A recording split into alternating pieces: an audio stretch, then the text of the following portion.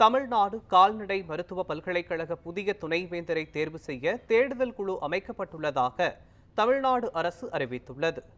இது தொடர்பாக அரசு வெளியிட்டுள்ள அறிவிப்பில், தமிழ்நாடு கால்நடை மருத்துவ பல்கலைக்கழக புதிய துணைவேந்தரை தேர்வு செய்ய தேடுதல் குழு நியமிக்கப்பட்டுள்ளதாகவும், அதில் ஆளுநரின் பிரதிநிதியாக யுஜிசியின் உறுப்பினரும் பேராசிரியருமான சசிகலா வாஞ்சாரி நியமிக்கப்பட்டுள்ளதாகவும் கூறப்பட்டுள்ளது.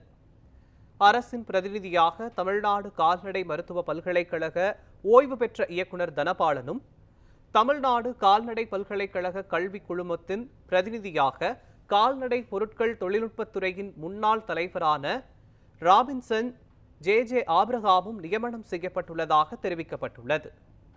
இந்த குழுவின் அமைப்பாளராக பேராசிரியர் சசிகலா வாஞ்சாரி செயல்படுவார் எனவும், துணைவேந்தராக நியமிக்க இக்குழு 3 பேர் கொண்ட பட்டியலை பல்கலைக்கழகத்தின் வேந்தருக்கு பரிந்துரை செய்யும் என்றும் அதில் கூறப்பட்டுள்ளது.